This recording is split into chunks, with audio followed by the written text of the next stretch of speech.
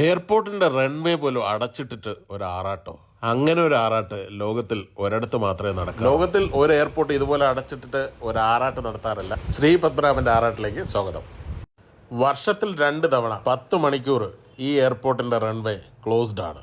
ഒരു വർഷത്തിൽ തന്നെ 2 പ്രാവശ്യം എയർപോർട്ടിന്റെ റൺവേ ഇങ്ങനെ അടച്ചിടുന്നു. ശ്രീ പത്മനാഭദാസന്മാരായ തിരുവിതാംകൂർ രാജകുടുംബവും അവിടുത്തെ നാട്ടുകാരും, പ്രത്യേകിച്ച് ശ്രീ പത്മനാഭദാസനായ ഞാനും എല്ലാ വർഷം അവിടെ ഉണ്ടാവാറുണ്ട്. അടിയൻ പത്മനാഭദാസൻ മുകേശൻ നായർ.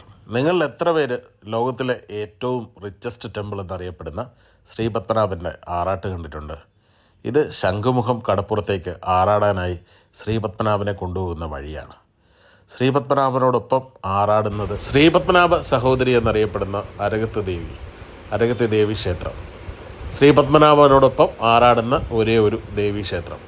ഇത് ശംഖുമുഖത്ത് ശ്രീ പത്മനാഭൻ ആറാടുന്ന കാഴ്ചയാണ്. കേരള തലസ്ഥാനമായ തിരുവനന്തപുരത്ത് മാത്രമല്ല, കേരളത്തിൽ തന്നെ, ഒരുപക്ഷെ ഇന്ത്യയിൽ തന്നെ, ലോകത്തിൽ തന്നെ ഇങ്ങനെ ഒരു പ്രതിഭാസം ആദ്യമായിട്ടാണ്. ഇനി ഇതുപോലൊരു ആറാട്ട് ലോകത്തൊരിടത്ത് നടക്കാനും പോകുന്നില്ല. കാരണം ഇത് വർഷങ്ങൾക്ക് മുമ്പേ തിരുവിതാംകൂർ മഹാരാജാവ് എയർപോർട്ടിന് സ്ഥലം കൊടുത്തപ്പോൾ അദ്ദേഹം ആവശ്യപ്പെട്ട ഒരേ ഒരു കാര്യം ഇതാണ്. അൽപ്പശി മഹോത്സവത്തിനും പൈങ്കുനി മഹോത്സവത്തിനും ഇതുവഴിയാണ് കിഴക്കേക്കോട്ടയിൽ നിന്ന് ഭഗവാനെ എഴുന്നള്ളിച്ചു കൊണ്ടുപോകുന്നത്.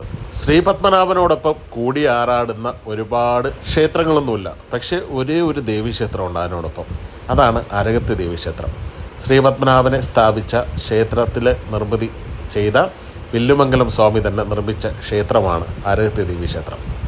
ഞാൻ ഈ അരകത്ത് ദേവീക്ഷേത്രത്തെക്കുറിച്ച് പറയാനുള്ള കാരണം, ഞാൻ ജനിച്ച എൻ്റെ സ്വന്തം നാടായ ഇടഗ്രാമം കരിമം, അവിടുത്തെ ക്ഷേത്രമാണ്. ഇതാണ് ആറാട്ട് മണ്ഡപം. ഇവിടെയാണ് ആറാട്ട് പൂജ നടക്കുന്ന സ്ഥലം.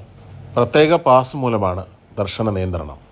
എയർപോർട്ടിനുള്ളിലും ഈ ഒരു മണ്ഡപത്തിനടുത്തൊക്കെ പോകാൻ പറ്റുള്ളൂ. അപ്പോൾ കൊട്ടാരത്തിൽ നിന്ന് ലഭിച്ച പാസുമായിട്ടാണ് ഞാൻ എത്തിയത്. അപ്പോൾ അവിടെ പൂജയുടെ ഒരുക്കങ്ങൾ നടക്കുന്നുണ്ടായിരുന്നു. അതൊക്കെ കാണേണ്ട കാഴ്ച തന്നെയാണ്. അതിനുള്ളിൽ കയറി അതൊക്കെ കാണാനും അതിൻ്റെ അടുത്തൊക്കെ നിൽക്കാനും ഒക്കെ പറ്റുന്നത് തന്നെ ഭാഗ്യമാണ്. ശംഖുമുഖം കടപ്പുറം അക്ഷരാർത്ഥത്തിൽ തന്നെ പൂർണ്ണമായി പുഷ്പത്താൽ അലങ്കരിച്ചിട്ടുണ്ട്. പത്മനാഭൻ്റെ ആറാട്ട് കാണാനായിട്ട് ഞാനും എൻ്റെ കുറച്ച് സുഹൃത്തുക്കളുണ്ടായിരുന്നു. പക്ഷെ തിരുവനന്തപുരത്തെ ഒട്ടുമിക്ക ജനങ്ങളും ഈ ആറാട്ട് കാണാനായിട്ട് വരും. 2 പ്രാവശ്യമായിട്ടാണ് ഒരു വർഷത്തിൽ ആറാട്ട് നടക്കുന്നത്.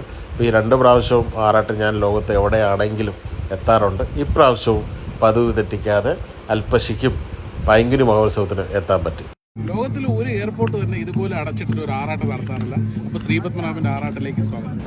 നിങ്ങളിൽ പലരും എയർപോർട്ടിലേക്ക് ഇങ്ങനെ റൺവേയിലൂടെ നടന്നു പോയിട്ടുള്ളത് ഫ്ലൈറ്റിൽ കയറാൻ വേണ്ടിയിട്ടായിരിക്കും. ഒരു പക്ഷേ ഇപ്പോൾ അതിനുള്ള സാധ്യത വളരെ കുറവാണ്. നമുക്ക് അല്ലാതെ ആണല്ലോ ഇപ്പോൾ ഫ്ലൈറ്റിലേക്ക് കയറാനുള്ള വഴിയും അതൊക്കെ. പക്ഷേ ആ ഒരു അവസരം എന്ന് പറയുന്നത് ശ്രീ പത്മനാഭനോടൊപ്പം ആറാട്ടിനായിട്ട് കിഴക്കേ കോട്ടയിൽ നിന്ന് പുറപ്പെടുന്ന ഈ ഒരു ഘോഷയാത്രയിലും പങ്കെടുക്കാൻ എനിക്ക് പറ്റി. അവിടെ നിന്ന് നടന്നാണ് നമ്മൾ ശംഖുമുഖം എയർപോർട്ട് വഴി നമ്മൾ ശംഖുമുഖം കടപ്പുറത്തേക്ക് എത്തുന്നത്. അതിനോടൊപ്പം നമ്മൾ ഒരുപാട് സുഹൃത്തുക്കൾ, വളരെ അടുത്ത സുഹൃത്തുക്കൾ എല്ലാവരും ഉണ്ടായിരുന്നു. വർഷത്തിൽ ലോകത്ത് എവിടെ ഉണ്ടെങ്കിലും ഞാൻ ഈ ഒരു ഉത്സവത്തിന് എത്താൻ ശ്രമിക്കാറുണ്ട്.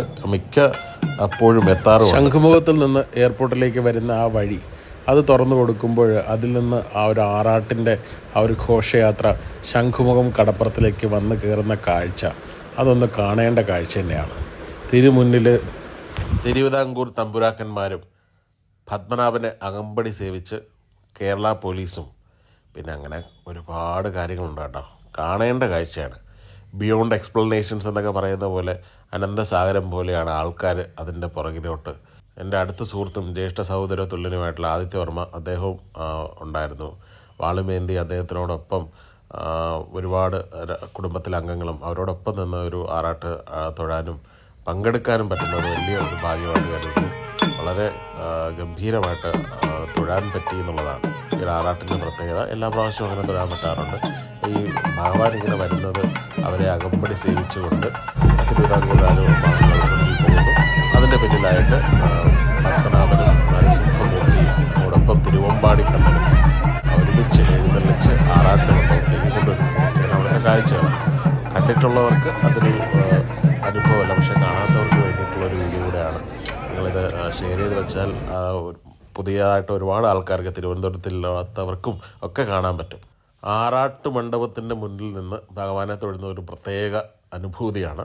ഇവിടെ കൊണ്ടുവന്ന് ഒരു പൂജയ്ക്ക് ശേഷമാണ് ഭഗവാനെ ആറാട്ടിനായിട്ട് കടപ്പുറത്തേക്ക് കൊണ്ടുപോകുന്നത്. അതും ഒരു പ്രത്യേക കാഴ്ചയാണ്. പത്മനാഭൻ്റെയും നരസിംഹമൂർത്തിയുടെയും തിരുവമ്പാടി കണ്ണൻ്റെയും തിടമ്പുകളാണ് ശംഖുമുഖം കടപ്പുറത്ത് ആറാടാനായിട്ട് കൊണ്ടുവരുന്നത്. പ്രത്യേക പൂജയ്ക്ക് ശേഷമാണ് ശംഖുമുഖത്ത് ആറാട്ടിനായിട്ട് പത്മനാഭനെയും നരസിംഹമൂർത്തിയെയും അതുപോലെ തന്നെ തിരുവമ്പാടി കണ്ണനെയും എഴുന്നള്ളിക്കുന്നത്. ഒരു പ്രത്യേക കാഴ്ചയാണ്. കാണാനായിട്ട് ഒരുപാട് ആൾക്കാരാണ് രണ്ട് ഭാഗത്തായിട്ട് ഇങ്ങനെ ചുറ്റും കൂടി നിൽക്കുന്നത്. അപ്പോൾ ഇതിനോടൊപ്പം ആറാടാനുള്ള ഭാഗ്യവും അതിനോടൊപ്പം പോകാനുള്ള ഭാഗ്യവും ലഭിച്ചു.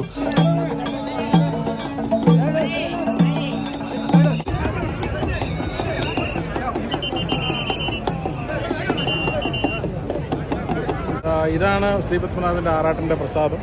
താമരപ്പൂ, കൊഴുന്നപ്പൂ, മഞ്ഞപ്പൊടി ഇതിൽ ആറാടിയിട്ടാണ് ശംഖുമുഖത്ത് ഉപ്പ് വെള്ളത്തിൽ, കടൽ വെള്ളത്തിൽ ആറാടാൻ കൊണ്ടുവന്നത്. നേരത്തെ ഞാൻ പറഞ്ഞിരുന്നു, പത്മനാഭനോടൊപ്പം കൂടി ആറാടുന്ന ഒരേ ഒരു ദേവീക്ഷേത്രം നമ്മുടെ കേരളത്തിലുള്ളൂ. ആ ഒരു ക്ഷേത്രമാണ് ഞാനിന്ന് ഇതിനോടൊപ്പം തന്നെ അവതരിപ്പിക്കുന്നത്. പത്മനാഭ ക്ഷേത്രം സ്ഥാപിച്ച വില്ലുമംഗലം സ്വാമി തന്നെ സ്ഥാപിച്ച ക്ഷേത്രമാണ് ശ്രീ അരകത്ത് ദേവീക്ഷേത്രം. കേരളത്തിൽ പ്രമുഖമായിട്ടുള്ള ഒരു ദേവീക്ഷേത്രമാണ് അരകത്ത് ദേവീക്ഷേത്രം. ഒരു ദേവി തന്നെ ലക്ഷ്മിയായിട്ടും സരസ്വതിയായിട്ടും ദുർഗയായിട്ടും പ്രത്യക്ഷപ്പെടുന്ന ക്ഷേത്രം കൂടിയാണ് അരകത്ത് ദേവീക്ഷേത്രം. പത്മനാഭ സഹോദരി ആയതുകൊണ്ട് തന്നെ ശ്രീ പത്മനാഭ സ്വാമി ക്ഷേത്രത്തിൽ പോയാൽ തീർച്ചയായും തൊഴേണ്ട ഒരു ക്ഷേത്രം കൂടിയാണ് അരകത്ത് ദേവീക്ഷേത്രം. അരകത്ത് ദേവീക്ഷേത്രം സ്ഥിതി ചെയ്യുന്നത് തിരുവനന്തപുരം കരിമം ഇടഗ്രാമത്താണ്. 1200-ലധികം വർഷം പഴക്കമുള്ള ഈ ഒരു ക്ഷേത്രം കേരള ചരിത്രത്തിലെ ഒരു പ്രധാന ക്ഷേത്രം കൂടിയാണ്. ദേവസ്വം ബോർഡിൻ്റെ നിയന്ത്രണത്തിനകത്തല്ല ഈ ഒരു ക്ഷേത്രം. ഒരു പ്രത്യേക ട്രസ്റ്റാണ് ഈ ഒരു ക്ഷേത്രത്തിൻ്റെ കാര്യങ്ങൾ കൈകാര്യം ചെയ്തത്. ഭാഗ്യവശാൽ ഞാൻ ആ ട്രസ്റ്റിലെ ഒരു മെമ്പർ കൂടിയാണ്. ആൽമരവും അമ്പലക്കുളവും അന്നദാന മണ്ഡപവും കൊടിമരവും ഒക്കെ ചേർന്നിട്ട് പ്രൗഢഗംഭീരമായ ഒരു ക്ഷേത്രമാണ്. ശങ്കരാചാര്യരുടെ അത്രയും പ്രാധാന്യമുള്ള വില്ലുമംഗല സ്വാമിയാൽ പ്രതിഷ്ഠിതമായ ക്ഷേത്രമാണ് നമ്മുടെ ഈ അരകത്ത് ദേവീക്ഷേത്രം. ഐതിഹ്യങ്ങൾ പറയുന്നത് വില്ലുമംഗല സ്വാമിയാർ പത്മനാഭസ്വാമി ക്ഷേത്രം പ്രതിഷ്ഠിച്ച ശേഷം തിരുവല്ലത്തേക്ക് പോകുന്ന വഴി ഈ ഭാഗത്ത്, അതായത് ഇടഗ്രാമത്ത് എത്തുന്ന സമയം ഒരു അരകം കേട്ടെന്നും ആ അരകം കേട്ട ഭാഗത്ത് ദേവീ ചൈതന്യമുണ്ടെന്നും കണ്ട് അദ്ദേഹം ദേവിയെ പ്രതിഷ്ഠിച്ചു എന്നാണ് ഐതിഹ്യം. ഈ അരകം കേട്ട സ്ഥലത്ത് പ്രതിഷ്ഠിച്ച ദേവി ആയതുകൊണ്ട് അരകത്ത് ദേവി ക്ഷേത്രം എന്ന പേര് വരികയും ചെയ്തു.